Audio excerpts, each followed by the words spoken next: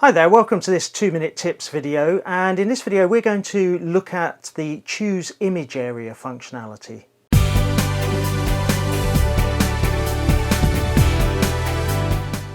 As cameras with full frame sensors, the Z series cameras natively shoot images with a 3:2 image ratio. However, sometimes we'll perhaps be shooting images which we know we're shooting for perhaps social media such as Instagram, which prefers say a 5:4 or a square image ratio.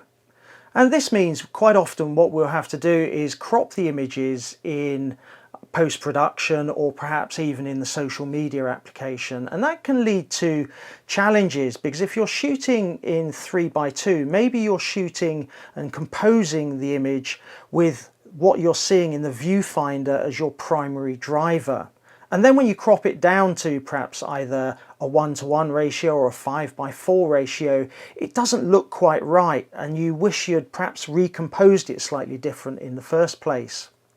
I was recently doing some portraits which I knew were going to go onto social media, and the functionality in camera where you can choose image area was really useful.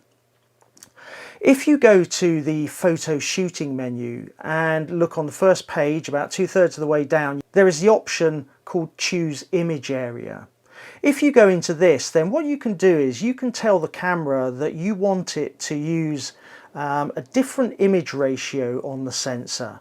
And if you're using a Z7, you get 5 options. You can shoot in FX, i.e. full frame mode, which is a 3:2 ratio. You can choose DX, which again is 3:2 but with a 1.5 multiplier, so if you're shooting at 70mm for example, it'd be the equivalent of a 105mm lens, and that can be quite useful where perhaps you want to really crop in on a subject at the point of taking the image rather than in post-production. On the Z7 you then get a 5:4 option, a square option and a 16:9 option, which is really a 4K image ratio if you're shooting video. If you've got a Z6, you don't get the 5:4 option, but you still get the full frame FX option, the DX option, the square option and the 16:9 option.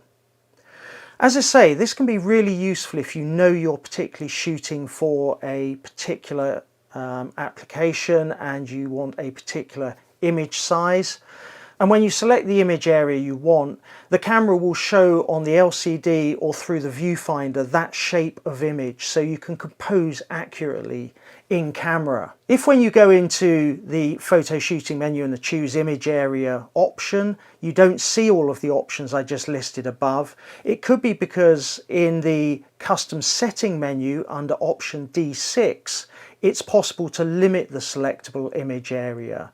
And if you go into D6, you can select which of the different formats you can see when you go in to the photo shooting menu. So just make sure you've got them all ticked in there. So that's in the custom setting menu under option D6.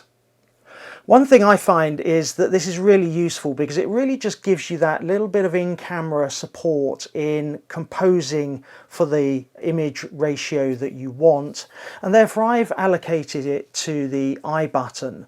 I'll put a link above about how you can go about doing that, but it's one of those settings that you want to be able to change quite quickly if you're going to be using it, and make sure you always go and set it back to FX perhaps if that's your default at the end of shooting, so you don't pick up the camera for an immediate shot and then find you're stuck in a square format when you really wanted an image that's full frame.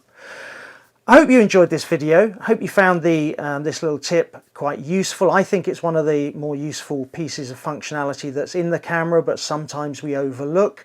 If you found this video interesting, hit the subscribe button, hit the notification bell next to it, and you'll get notified of future videos. Let me know if you find this functionality useful in the comments below, and I look forward to seeing you in a future video.